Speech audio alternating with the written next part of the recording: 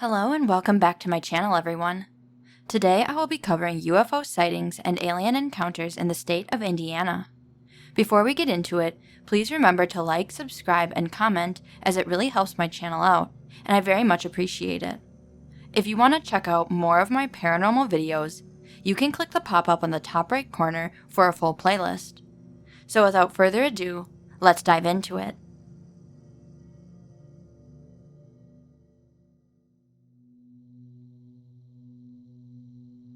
Flying saucer seer says she sipped no sauce in sighting. From the Lebanon Reporter, August 1st, 1972. It's flying saucer time again in Indiana, and a courthouse employee stoutly maintains she and her husband saw a saucer early this morning. She said that she had stayed up to watch a late television show in her home on State Road 39 near the shopping center and noted that the television reception was unusual. Part of the screen would show color and the other half would be black and white. Blaming this on a malfunction of the set, she watched until the program concluded, then, about 2 a.m., let the family dog outside. It was then she saw the saucer. She said when first seen, it resembled a triangle of lights and just hovered. She watched it for several minutes, then went back into the house and called her husband. He told her it was a star and refused to look. She returned to the door and it was still hovering. Her husband, still saying she was seeing a star, came to the door and immediately decided that it was no star, helicopter, or airplane. It made no noise and continued to hover. All in all, it was in view, she said, for about 45 minutes, then turned and flashed away at high speed. At this time, there were 3 bright orange-red lights which she believed were propulsion units at the rear of the saucer. The saucer was illuminated by these lights, and from where they stood, the shadow appeared to have bat-like wings. They watched the departure with field glasses. This isn't the first time they have seen a saucer in Boone County skies. About 6 years ago, from the same location, they saw a brilliant blue saucer hover over the shopping center for several minutes, seemingly viewing a Ferris wheel which was operating on the parking lot at that time. The reason the employee didn't want to be named. They'd all say I was crazy, she said, and she swears her vision wasn't enhanced by any old Mr. Flying Sauce.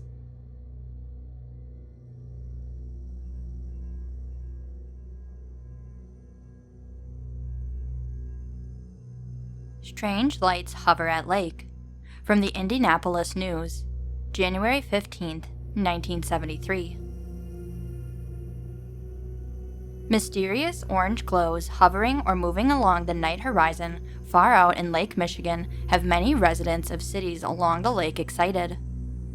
The night watch at the Coast Guard station at Michigan City first noticed the strange lights January 1st. Bosun Mate 1C John Breck was the station's duty officer that night. Michigan City Police Sergeant Jim Coughlin was checking the harbor area at the government pier, and he too saw the strange glows far out on the lake. His official nightly police reports since list many of these sightings. The Coast Guard station at St. Joseph, Michigan, about 32 miles northwest, also reports having seen the strange sightings. Orange glows on the horizon have appeared almost nightly since the first sighting, according to Breck and Coughlin. Nearly always between 9:30 and 10:30 o'clock, at least 1 or 2 may be seen. Some nights more sightings are reported. Similar lights were spotted over the lake 2 years ago, says Breck, who wishes the port here wasn't frozen in so he could get the Coast Guard boat on the lake for a closer look at the lights. Meanwhile, hundreds of nearby residents have been attracted nightly to the Washington Park parking lot on the lake to watch the lights. Some wait for hours in freezing weather for a look at the distant orange objects. There is no official explanation for the cause of the strange phenomenon, but several educated guesses are available. UFOs, or flying saucers, leap to the minds of some observers, and the sightings follow the UFO pattern. They appear and may hover just above the horizon for 10 minutes or so. Some move to the east or west, and then suddenly disappear. Bob Rubin, a Michigan City businessman, doesn't believe in either spaceships or visitors from other planets, but seeing the uncanny sight is spreading a seed of doubt. Saturday night, Reuben reported seeing a glow which became two glows, like an hourglass, pulsating from single to dual lights several times before getting extremely bright and disappearing. Several other watchers saw the same thing. Reuben, a Coho fisherman, suggested the light could be spaceships with fishermen moving in to sample the lake's good salmon and trout fishing. All the sightings have been to the west and northwest from Michigan City. Chicago is in that direction. Some think the lights are aircraft landing and taking off from O'Hare, Midway, or Meigs airports in Chicago. Some of the big jets turn landing lights on a few minutes before landing. They also use landing lights for takeoff, leaving the lights on until they are well away from the airports, so other planes can see their approach and departure patterns. Observers with powerful binoculars have reported that sometimes after the bright glow disappears, tiny orange flashes continue for a few minutes. Weather so far this month has been unusually clear in the region of southern Lake Michigan. This could be a factor favoring persons here seeing aircraft lights miles away. Chicago is about 40 miles from Michigan City. Pilots and aircraft crews flying in that area have not reported seeing anything unusual.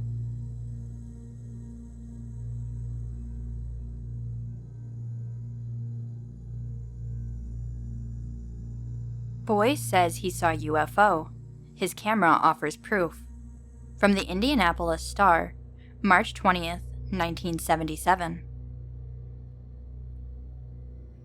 Ricky Brandenburg, 13, thought he saw a UFO about 4 p.m. March 10th, so he ran into his home at 3153 Norwich Court, grabbed his Instamatic camera, and went to his backyard and began snapping pictures. He took a total of 6 pictures, and then he noticed the silver object he had been watching just seemed to disappear into the clouds. After the object disappeared, Ricky went back into his house and began telling his parents, Mr. and Mrs. Morse H. Brandenburg, what he had witnessed. They listened to their son's story about how he had seen a silver disc-shaped object with a clear plastic-like dome circling the neighborhood as he walked home from school 108. And they listened as Ricky told them about the pictures he had taken, and he would prove them he wasn't joking. His father admitted yesterday that he thought the story was something from the imagination of a youngster who dreamed of outer space. Morris Brandenburg said he didn't see a story in the Indianapolis Star the morning of March 11th, which explained that several persons had called police the previous night about spotting a UFO on the north and west sides. Indiana State Police said the callers saw a meteorite shower which was visible from Cincinnati, Ohio to St. Louis, Missouri. His father questioned him about the UFO, and although the boy said he didn't know for sure what it was, he believed it was a real flying saucer. "I wouldn't know what a fake one looked like, and this sure looked real to me," Ricky said. Brandenburg, an employee of the Trans World Airlines, said he even laughed a little when Ricky told him the object was spinning really, really fast, but it wasn't making any noise. But the youngster said he knew what he had seen, so the next morning it was off to the drugstore with the film.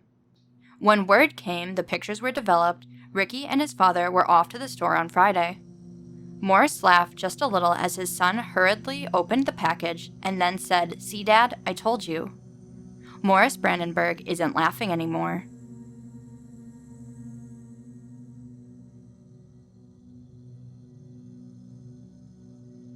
Local family reports close encounter with UFO. From the Palladium item, January 7th, 1979.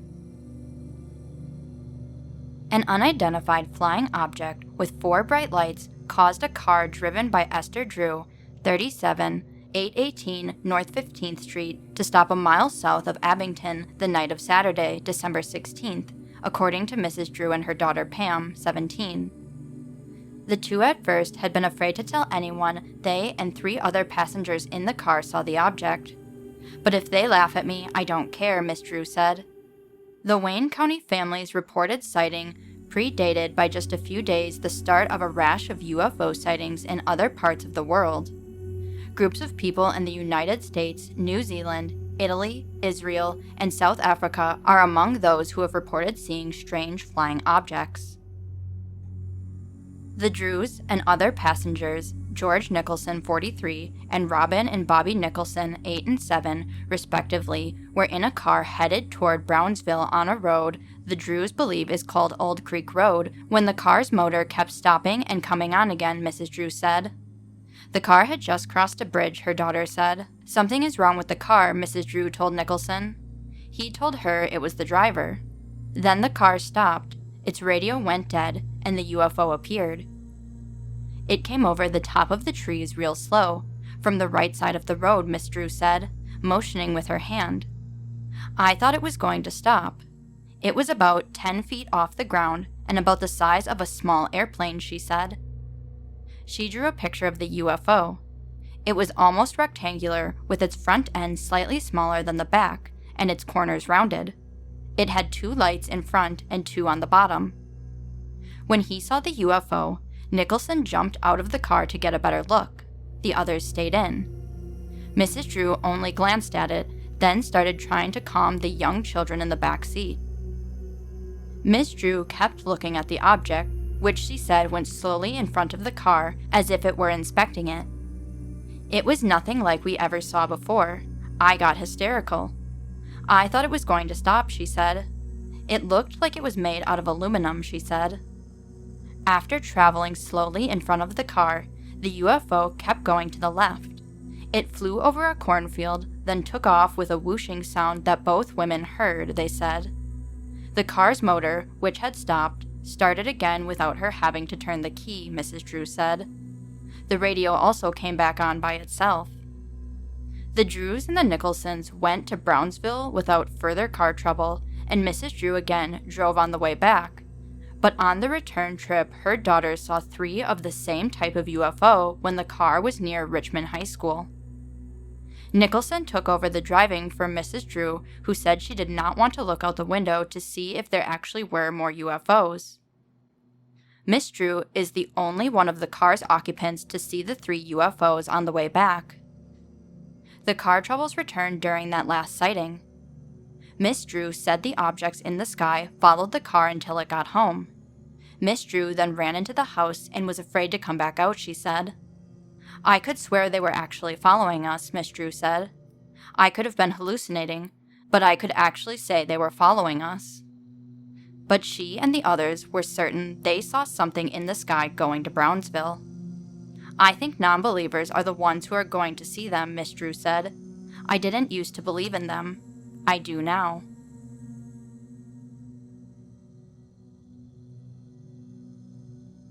Residents of Allen, DeKalb counties convinced UFO started woods fire. From the Indianapolis Star, October 23, 1973. Some residents of Allen and DeKalb counties are convinced that a sonic boom and a mysterious weekend fire were caused by a fleet of flying saucers. Authorities have no official explanation. It all began about 9 a.m. Sunday when 4.5 acres of woods on the William Ladd farm near St. Joe in DeKalb County caught fire. Neighbors said the fire, which burned off and on for more than 11 hours, was caused when a flying saucer landed. Firemen from the Hicksville, Ohio Fire Department fought the blaze. One of them reported seeing 20 to 30 lights circling in the northeastern, eastern, and southeastern skies. He said the green lights then stopped circling, hovered for several minutes, and disappeared. Unexplained sonic booms were reported in the area and as far east as Defiance County in Ohio. A Kendallville woman said she and her neighbors watched a wishbone-shaped object with flashing red and blue lights hover over northern Fort Wayne for more than half an hour before disappearing. She said a sonic boom was heard about 5 seconds after the object disappeared. Officials at Grissom Air Force Base at Peru knew nothing of the sightings and reported that, to their knowledge, there were no aircraft over Indiana this weekend capable of producing a sonic boom. Officials here yesterday began to discount the idea of a sonic boom because reports came from such a wide area, 6 counties in Indiana and northwestern Ohio.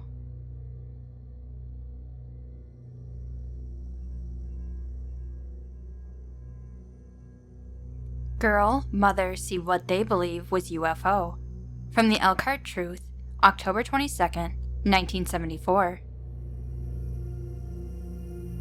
It was a ball, orange and green, spinning about 15 to 25 feet away, said an upset 13-year-old Elkhart girl the day after seeing an unidentified flying object.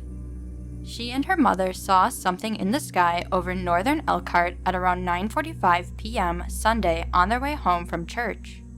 They were traveling east on Elkhart County Road 4 when something appeared. It was several different colors, but mostly green. My daughter said it looked like a rusty ball, the woman said. It was there and gone at the window on the passenger side, disappearing and reappearing at least 4 times, she said. She said she was all over the road trying to elude whatever it was. At one point, as the light hovered, the woman said her car died and went off the road. The thing left. When the woman returned home, she called Elkhart police. 2 officers were sent to the scene. They drove the length of the road but found nothing, said patrolman James Ianigro. The investigation continued, and when the officers went to the woman's residence to interview her, she denied making the report until pressed about it. Ianigro said, "She told the officers she didn't believe in such things and was reluctant to talk about it," he said. After taking her statement, the officers asked if what she saw could have been an airplane. The sighting was in the proximity of Elkhart Municipal Airport. She said no. The woman explained she had traveled the road many times and could make out the shape of a plane, Ianigro said. The woman and her daughter remain reluctant to talk about the incident.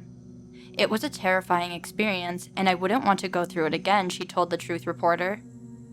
A check with area law enforcement agencies yielded no other reports of sightings Sunday night. Elkhart's airport tower closed at 8 p.m. before the incident, but the Michiana Regional Airport at South Bend radar monitors Elkhart. Bob Patrick, South Bend Tower Assistant Chief, said he talked to some of the persons who worked Sunday night, but there were no reports of unusual sightings.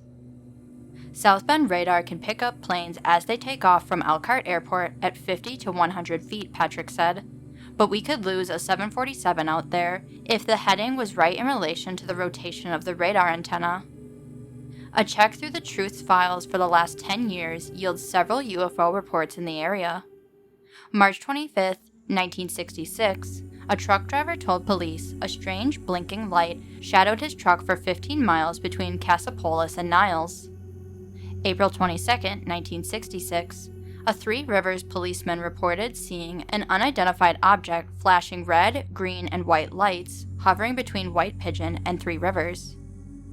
April 28, 1967, 2 persons reported unusually bright lights near the DeCamp Bridge off Hively Avenue. October 3, 1967, police received dozens of calls reporting objects in the sky in the Syracuse-Warsaw area. December 14, 1967, Goshen Police and Sergeant Captain reported seeing a bright white ball travel laterally across the sky, stop for a time, and then proceed. August 12, 1971, several residents reported objects falling and then appearing to hang in the sky in the vicinity of Parkmore Plaza. October 27, 1973, 15 civil defense men reported seeing an object with a red flame on the bottom and a blue light on the top. When police arrived at Indiana and Plymouth Avenues in Goshen, the light appeared to be several miles off and was described as a round-shaped light.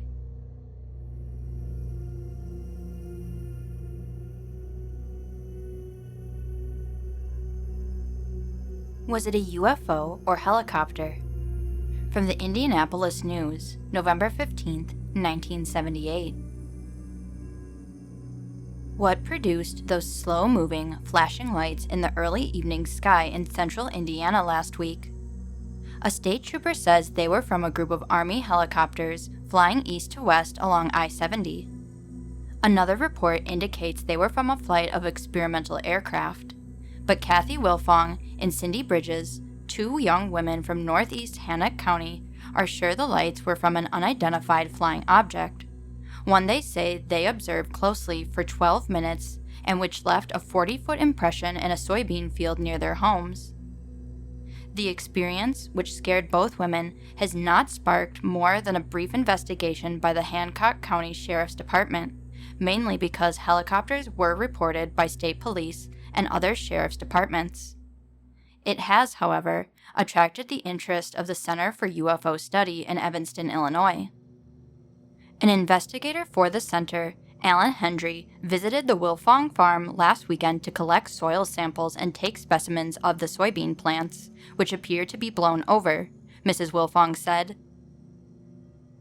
Mrs. Wilfong said he told her they received 30 to 50 reports of UFO sightings each week, but the Hancock County report is only the second this year that could produce tangible physical evidence.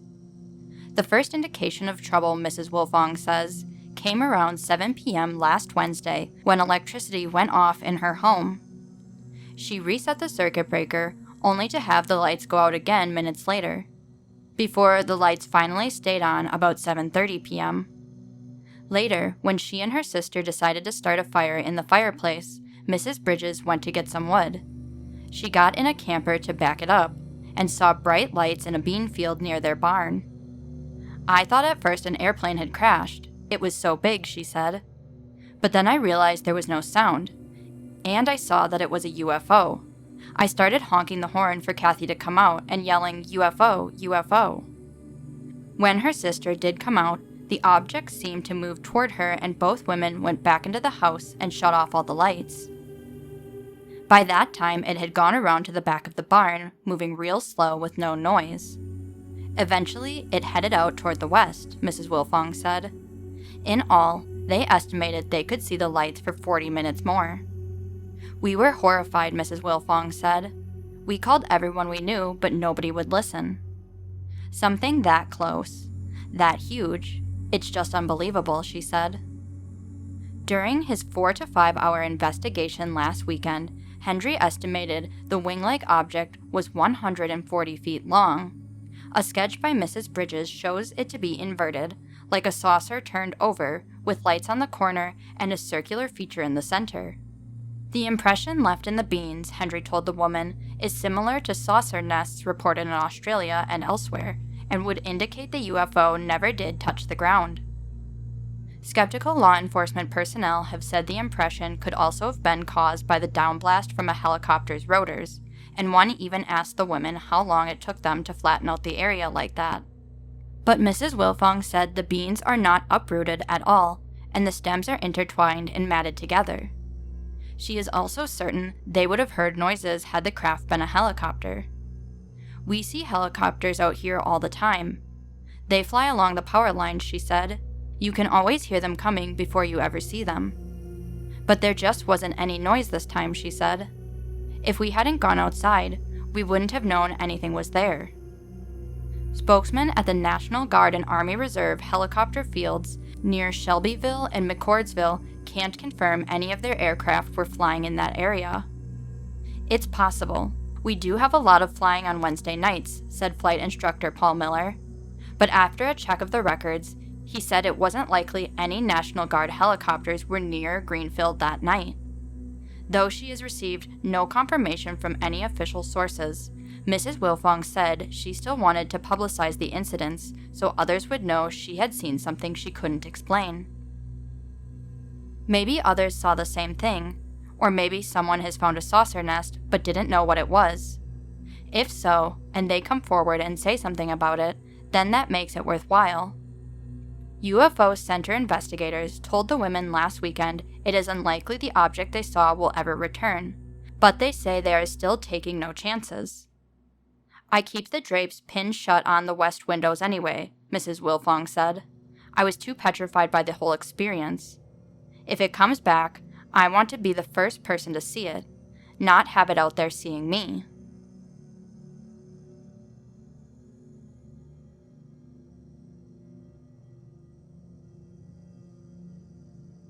To Unwrap Saucer Tale?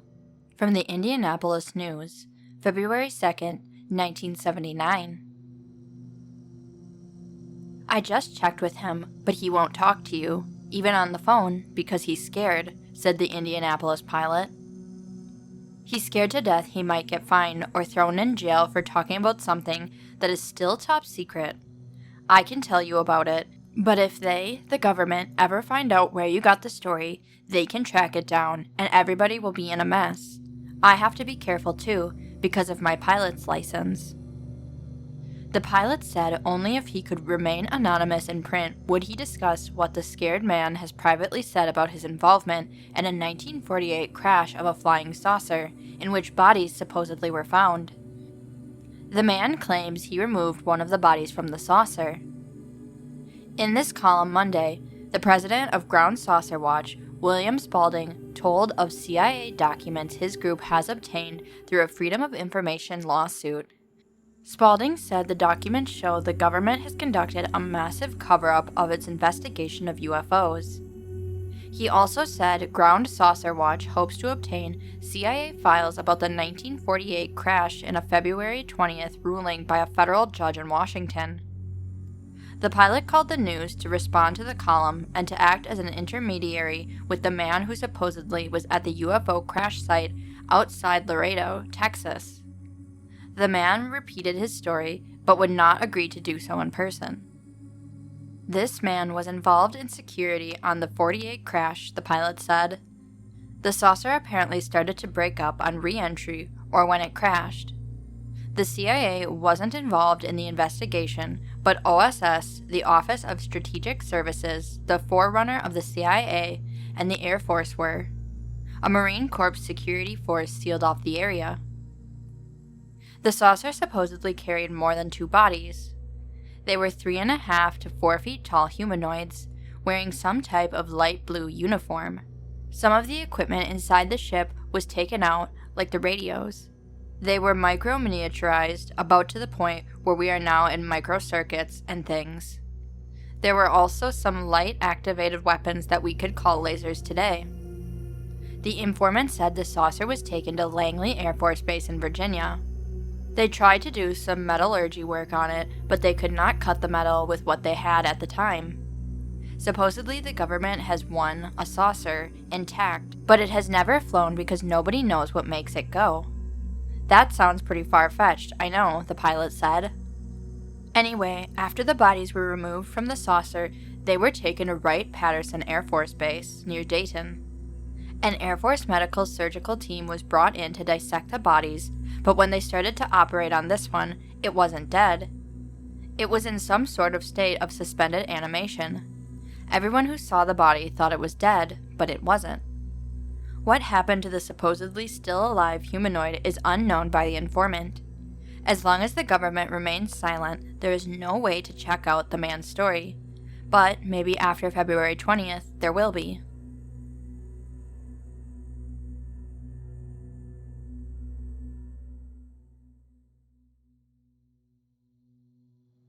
UFO shake area viewers. From the Times-Herald, September 27, 1980. 3 women saw it. So did 4 police officers, but no one knows what it is.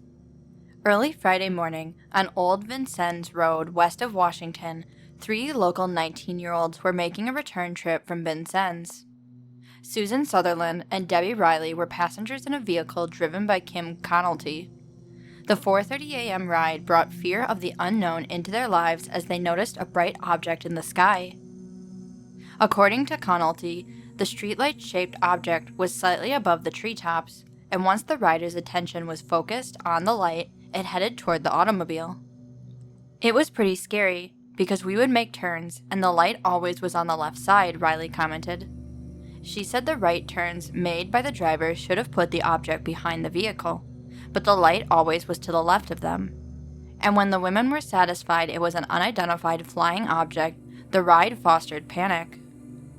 All of the things you see in the cartoons come to mind. You know, the little green guys, laser rays, and it really can frighten a person, Riley observed. She was quick to add that she wondered during the episode whether or not they were to get zapped, or if an undesired fate was awaiting them. After making their way to Washington, the women went to the police station. Officers Tim Rourke and Don Grannon responded to the call. I know it wasn't a plane, helicopter, or weather balloon, but I don't know what it was, Officer Grannon said. He continued, pointing out that after observing the light through binoculars, there definitely was something in the sky. Grannon continued investigating the situation, and by shift's end, he learned that the bright light had been in the area for more than 2 weeks. Another sighting was not reported, but Daviess County Sheriff's Deputy Alan Evans also noticed a strange object September 9th. I was preparing to leave the Plainville Lions Club Park when I saw a well-lighted oblong object flying very fast, Evans recalled. He had met with a coworker, Deputy Steve Riney, and pointed out the object. Evans said the oblong object had off-white lights burning what seemed to be the length of the unit. It wasn't a plane because it did not have any wing lights or tail lights, the deputy concluded. His counterpart could not explain the object, but described the flying piece as did Evans after both viewed the craft through binoculars. When we saw that, I had a strange feeling, Evans commented, adding, "To see that and think we are not the only living beings in the universe." He went on to say that he did not report the incident because he did not think anyone would believe he was telling the truth. Evans is not alone in his thinking, as the 3 women also are finding out that skepticism is prevalent in the city. "I have told some persons about it, and they all say, 'Sure you did,'" Riley noted, adding, "That aggravates the feelings associated with the sighting." Elaborating, she said she has to wrestle with knowing she saw something and hearing her friends humor her. But the skeptics have had the advantage as the local airport and the monitoring equipment at Evansville Dress Regional Airport did not register anything unusual during the alleged sighting time. But all of those who saw the objects have a common bond. They know they saw something. What it is, they're not sure, but something was there.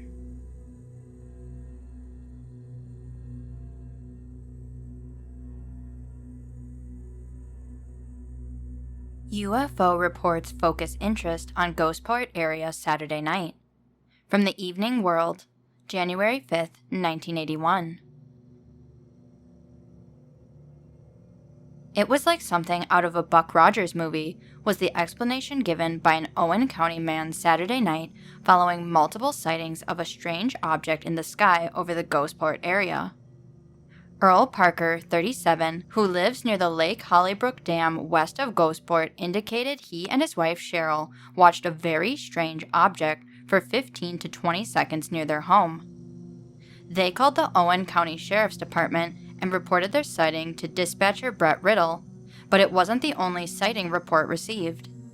The Parkers made their report about 9:20, then less than 3 minutes later, a similar report came from Mr. and Mrs. Bud Parrish, who also live west of Ghostport. Plus, additional reports were heard over police communications from Morgan County sources up through 9:35 p.m. The object, properly known as an unidentified flying object, was described by Parker as a very bright yellow, green, and white light moving parallel to the ground at a high rate of speed with a long yellow-white tail. The Lake Hollybrook resident said his wife was watching TV when she saw a bright object go past a window near the TV. Seconds later, we both saw it through the kitchen window and ran to the patio to get a better look. He said the object was traveling in an easterly direction and seemed to be no more than 500 feet off the ground. Parker admitted, "I've seen some strange things before, but nothing like this. It was really crazy. I know it wasn't very far off the ground, because as it went over Ghostport, it looked to be at treetop level. From where we live, that meant it couldn't be very far off the ground." Parker said the tail was really the amazing thing. It was huge compared to the size of the main object. It looked like something out of a Buck Rogers movie. I'd like to see it again. In the second report, Mrs. Parrish said she and her husband were also watching TV when she caught sight of the object out of the corner of my eye. They live on Highway 67 near the Deck Ready Mix plant, and she indicated the object appeared to be green and wasn't very far from the house. She described the object as round, while her husband noted it seemed to be more oblong, but neither noticed the tail Parker had witnessed. Mrs. Parrish admitted, "I yelled at my husband that it looked like a flying saucer in the yard, and I guess I kinda sat there in a daze for a few seconds." She said the object was traveling east and she was absolutely sure it wasn't an airplane. In the minutes that followed, several reports of the same kind were issued in Morgan County, with the last report coming at 9:35 p.m. from an area over Highway 135. About 9:55 p.m., a weather bulletin came over the local police radio indicating a meteor shower was expected in the central Indiana area Saturday night. But Parker stressed, "There's no way that was a meteor. I've never heard of a meteor traveling parallel to the ground for that long. This was the first time I ever called the police about anything like this. I'd sure like to know what it was."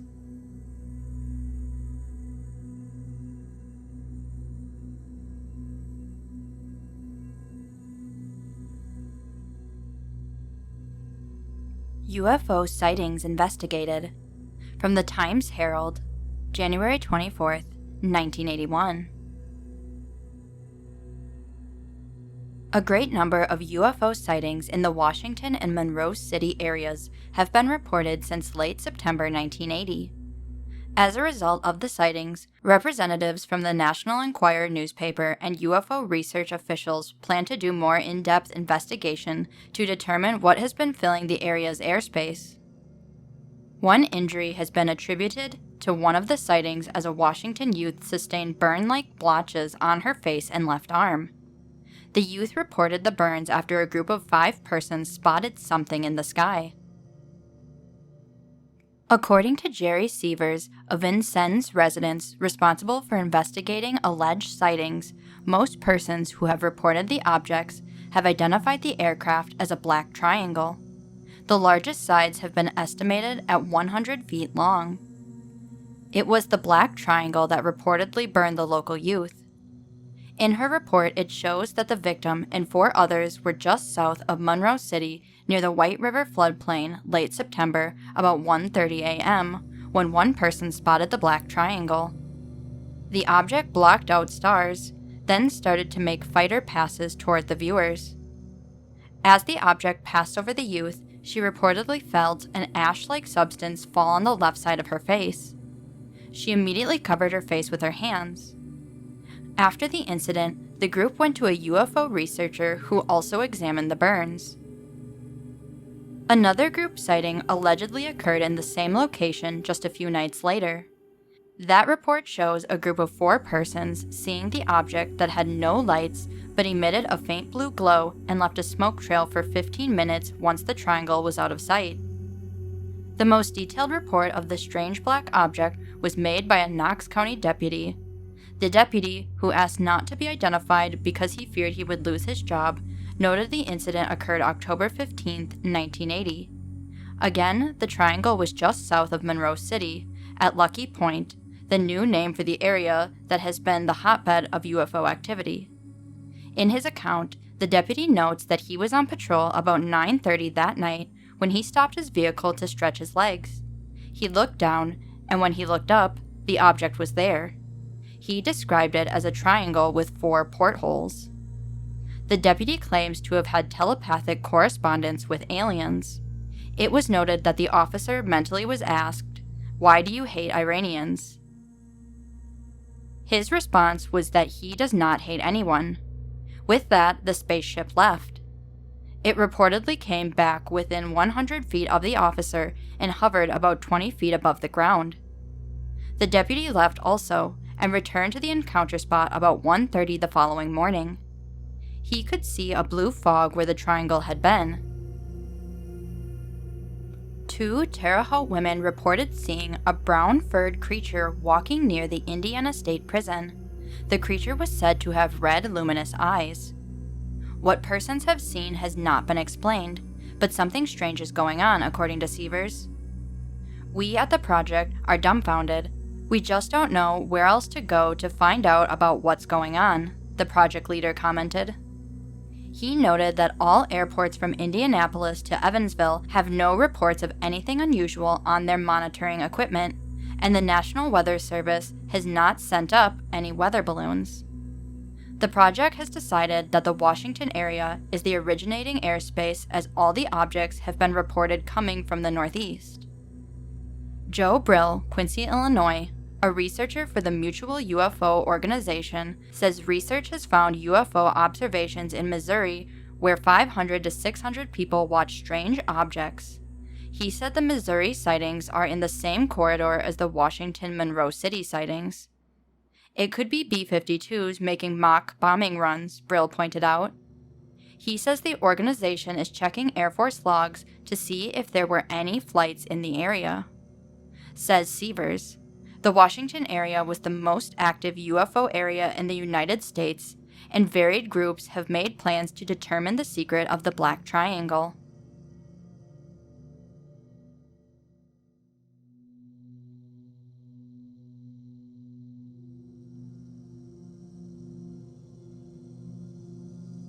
Martians? From the Commercial Review, August 20th, 1981. If you've been seeing strange objects or lights in the sky the past 2 nights, you're not alone. A rural Portland woman who called Jay County Police Tuesday night and Portland Police Wednesday night to report seeing oblong objects with pale flashing lights on them will be happy to hear that several police officers also saw the objects. A Jay County policeman, who asked not to be identified, said he saw the object hover over his car near Boundary Pike and Jay County Road 120 Tuesday night. It had a green light on one end and a red light on the other end, and a white landing light underneath. It looked like an airplane, but it stopped dead above us, about 600 feet high, and didn't make a noise like an airplane, the officer said. Jay County Police said they received a report from Mrs. W. Vay DeBolt of funny flashing lights near her house at 8:40 p.m. Tuesday. She also called City Police with the same report at 8:37 p.m. Wednesday.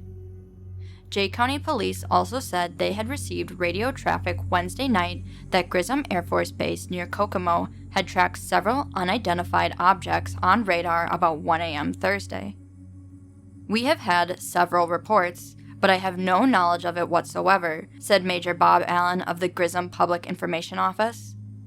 The Air Force no longer investigates these reports. We turn them over to local or state police.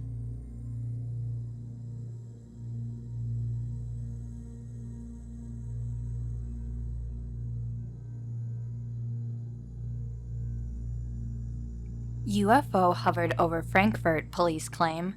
From the News Examiner, August 20th, 1981. At least 8 police officers say they watched an unidentified flying object that changed colors from red to green to white hover near this north-central Indiana town for 3 hours before it sped away. You may call us crazy, but that's what the report said, one officer, who asked not to be identified, said today. The officers involved were not identified. They saw something, but they don't know what it was, and nobody else seems to know, said Police Chief Paul Underwood. It looked like it was over Kokomo, and the Kokomo police called Grissom Air Force Base, and Grissom didn't know what it was either. Underwood said Grissom personnel tracked the object on radar for about 5 hours, but the Air Force would not confirm that. Underwood quoted his officers as saying the object got brighter and changed colors during the night. It was first reported to police at 11:30 p.m. and last observed at 4:30 a.m. The police report said the first indication of a UFO came from Wesley Thomas, who said he saw the object hovering over the 600 block of the Kiger Street in Frankfort. 6 Frankfort city officers, a county deputy, and a reserve officer watched the UFO, which flew northeast toward the Clinton-Howard County line. There, it remained relatively stationary for at least 3 hours, the police report said. The object then quickly shot out of the area. At Kokomo, about 20 miles northeast of Frankfort, police also acknowledged a sighting, but said their investigation had been turned over to the Air Force. But the Air Force isn't talking. We have had several reports, but I have no knowledge of it whatsoever, said Major Bob Allen of the Grissom Public Information Office. The Air Force no longer investigates these reports. We stopped doing that in the 1960s. Allen would not confirm the radar tracking report except to say, I am told that somebody talked to somebody. I'm trying to decipher that right now. But the Air Force doesn't get involved. I don't think I can give any more information. Frankfort is about 50 miles northwest of Indianapolis. A spokesman for the Federal Aviation Administration at Indianapolis said he was unaware of a report having been filed with the agency, but said most people reporting UFOs are referred to the National UFO Research Center in Washington. But according to a recording, that office is closed for renovation until Saturday.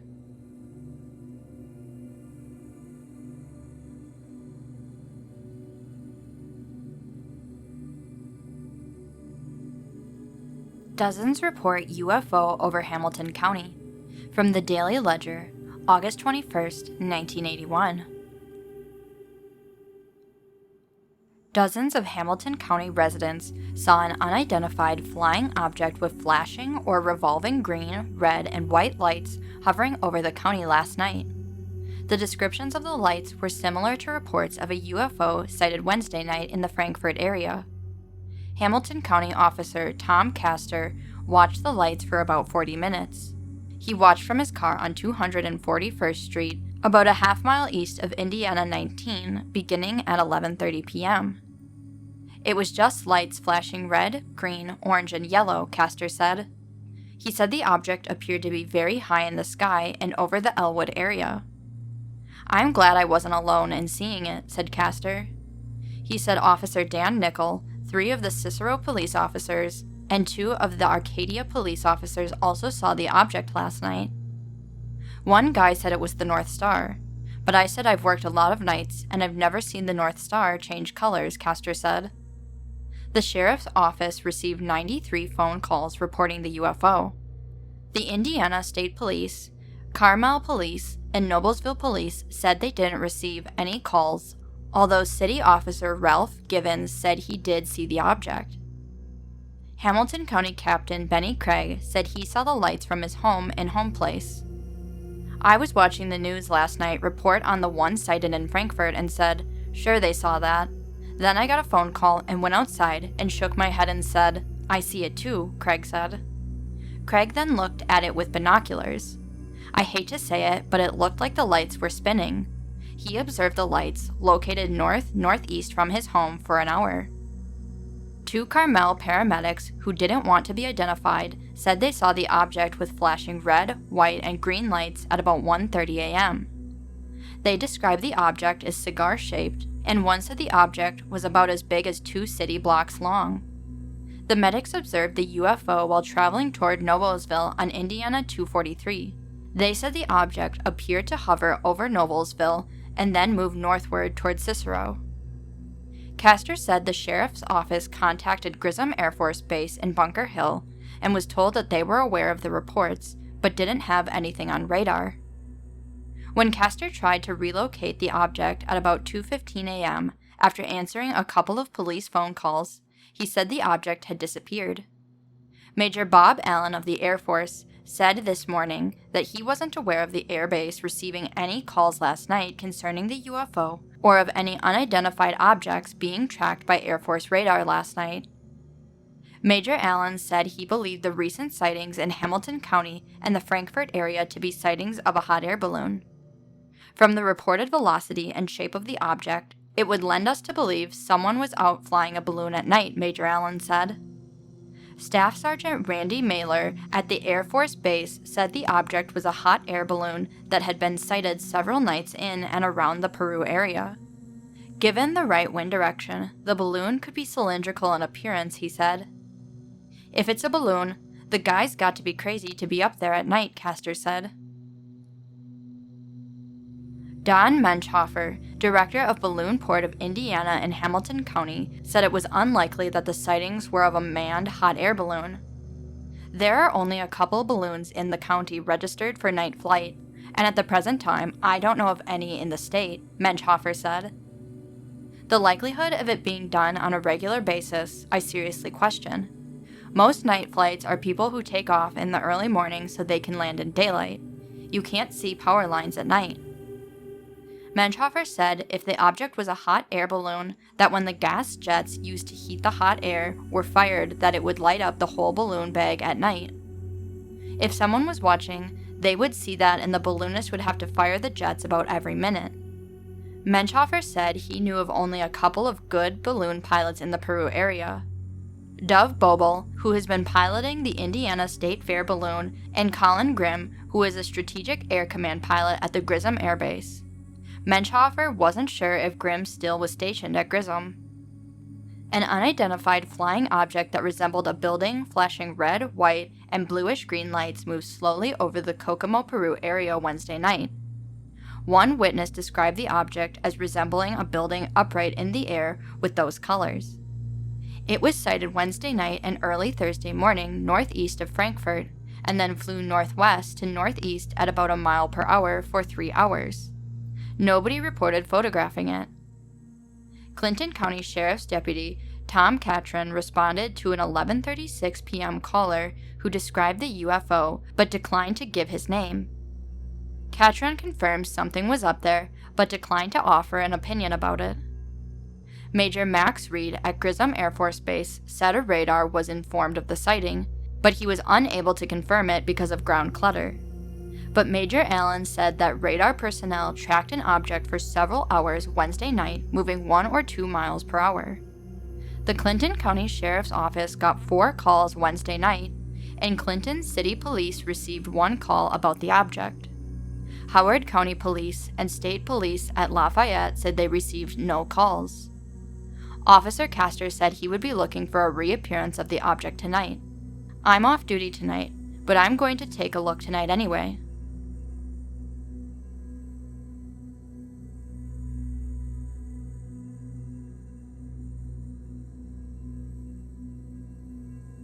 UFO makes reappearance? From the Daily Ledger, August 22, 1981. An unidentified flying object may have made a reappearance over Hamilton County Friday night.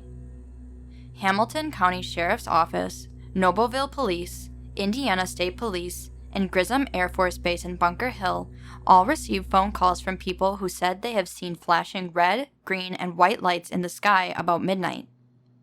About a half-dozen people in Clare watched an object in the northeastern sky for about an hour, from 11:30 p.m. to 12:30 a.m.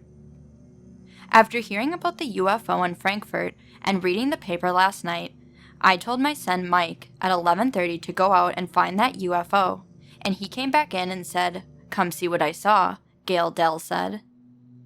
What the Clark Dell family and neighbors watched with binoculars was an object with 3 distinct lights, Mrs. Dell said. "There was a white and green light toward the top that flashed off and on alternately," she said. "There was a red light on the bottom that revolved like a flasher on the top of a police car." Mrs. Dell and her 14-year-old son said it was too high in the sky to distinguish any shape or attempt to get a picture. "If it was a balloon, it was doing a good job of hovering," she said, referring to Air Force explanations of recent sightings as probably a night-flying hot air balloon. After an hour of hovering, the object appeared to move higher in the sky and disappear, Mrs. Dell said. "It was certainly different from what we're used to seeing in the sky, and we haven't been drinking," Mrs. Dell said. "We're going to look again tonight." Air Force Sergeant Jenny Montgomery of Grissom's Public Affairs Office said the airbase had received about a dozen calls last night, but there wasn't anything picked up by the radar. The Hamilton County Sheriff's Office reported 6 calls last night, compared to 93 on Thursday night. The Indiana State Police reported 2 calls last night. Noblesville Police received 2 UFO sighting calls, one at about 9 p.m. and one at 10:30 p.m. Patrolman Jim Krask said he thought the changing light in the sky that he saw last night was a star. He said he only observed the light from Cicero for a few minutes before clouds obscured his view. At about 11:45, Sergeant Bob Jeffries reported a very bright red glow in the sky, but made no mention of flashing lights. Last night's descriptions matched those of witnesses of unidentified flying objects seen over Hamilton County Thursday night and the Frankfort area Wednesday night. Air Force radar personnel tracked an object moving 1 to 2 miles an hour for several hours Wednesday night, but have not reported any trackings of unidentified flying objects Thursday or Friday night. Most descriptions center around flashing or revolving green, red, and white lights. 2 Carmel paramedics who refused to be identified said that the object they saw at about 1:30 a.m. Friday was cigar-shaped and as big as 2 city blocks. An unidentified witness Thursday night in the Frankfort area said the UFO resembled a building with flashing red, white, and bluish-green lights. While Air Force officials have said the sightings may be a hot air balloon, Don Menschhofer, director of the Balloon Port of Indiana, has said it is unlikely that there are any manned balloon flights being conducted during that time of night.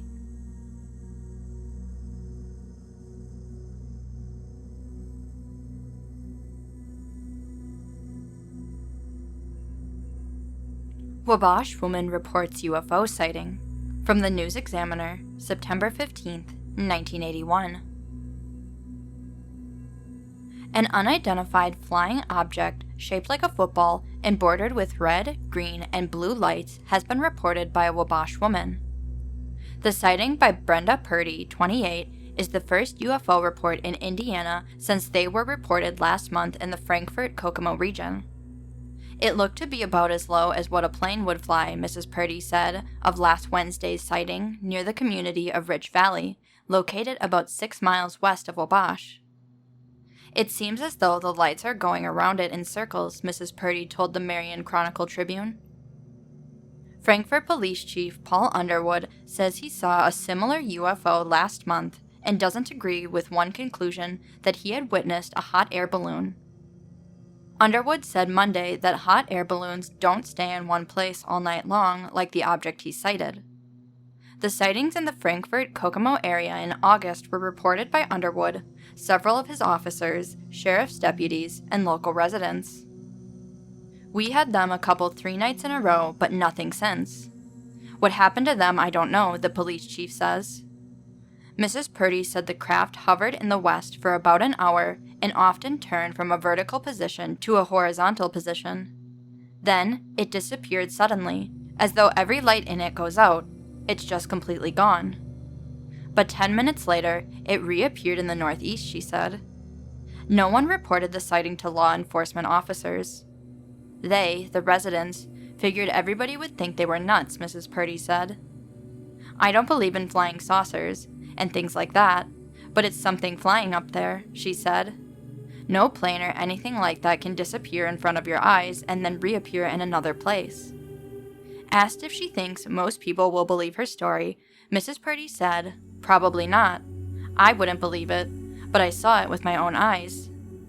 Major Bob Allen of Grissom Air Force Base at Peru said he had not received reports of a UFO in the Wabash area. Generally, we're swamped by phone calls when that happens, he said. The Air Force no longer investigates UFO sightings and doesn't want to get involved, said Allen, who put forth the hot air balloon theory earlier. I think they just told us that to get us off their back. We have a guy here who is a hot air balloon enthusiast. He says hot air balloons can't stay in one spot for that long a time, Underwood said. I stood in my front yard and watched it for 35 or 40 minutes. It had flashing lights, red, white, and green lights. They looked like they revolved around it. Underwood says he doesn't have the slightest idea about what he saw, but that he believes somebody knows and isn't talking about it.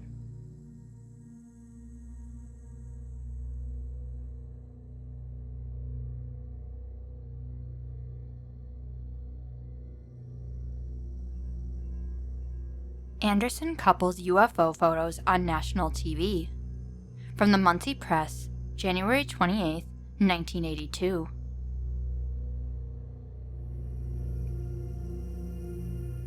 It was silent and black on the night of August 12th when Rupert and Rebecca Pring sat in their car in a field about 9 miles south of here. Pring, who has taken photographs as a hobby for the past 60 years, was hoping to capture a meteor shower on film. Instead, his camera recorded an event so unusual that he and his wife appeared on the Good Morning America show Wednesday to tell the nation they had a close encounter of the first kind. The Anderson residents are convinced they experienced and photographed an unidentified flying object, a UFO. They appeared live on the televised news show from 8:30 to 8:45 a.m. in the New York ABC studios with Dr. J. Allen Hynek, a Northwestern University astronomer and authority on UFOs, who is apparently convinced the Prings did in fact have a close encounter. Pring said Hynek has conducted studies of UFO sightings from 28 countries. He was referred to Hynek when he began to suspect that his photographs were highly unusual. The pictures were made in 15-minute exposures. Pring recalled that he first noticed unusual lights in the sky during the exposure of the 7th frame at about 2:15 a.m. "We saw a strange light that came across the windshield. It had to be coming straight down from above us. When Pring got out of the car to advance the film, the two lights moved to the north side of the car and appeared to be hovering above, as if watching them. The lights then moved to the other side of the car. More unusual, perhaps, than the lights was the feeling Pring experienced outside the car. Something hit me on the head and on the shoulders like a hot, wet blanket. It was like a magnetic force. It's a very, very uncomfortable feeling. I was frozen there." "It is sure a weird feeling when it hits you," the electrician said, describing the feeling as far more powerful than the kind of magnetic forces he has ever experienced while working between high-voltage transformers. "Then they took off. Zoom. They just disappeared at terrific speed." Hynek classified the experience as a close encounter of the first kind because it occurred within 300 feet.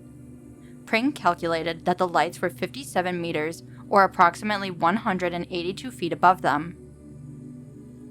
The Prings did not contact anyone about the incident until the pictures were developed. The color pictures illustrated the unusual tracing of lights in the dark blue sky. The lights appeared white, although Pring saw them outlined in blue. The tracings of the stars are also pictured. However, Pring did not photograph any meteors. "We didn't say anything about it at first because there are too many crackpots who say they see these things." As if once was not enough, Pring also photographed an unusual phenomena on November 18th. "We don't know what it is, and he, Hynek, doesn't know either." The November pictures are of a long, white object, like a sausage with an orange halo, hovering just above the horizon. Hynek is now in the process of having that film analyzed. Regardless of whether or not people believe the Pring's tale, the couple has been getting a lot of attention. Pring said, "We got home from New York yesterday afternoon, and the neighbors called us, and of course, our relatives taped the show." "I've always been skeptical of these reports," Pring said, "but when it actually happens to you and you feel the effects of it, you begin to be a believer." The effects include minor amnesia, nausea, and irritation of the eyes. A civil defense volunteer from Anderson tested the Prings for radiation but found none. Pring recalled, "1 week later, Reba's eyes looked like a tomato, just all swollen and red. I was feeling rotten all over. I lost my memory for 1 whole day." Of the August photographs, Pring said Hynek agrees. "There's no way you can fake this thing. No way. This is a close encounter. A UFO."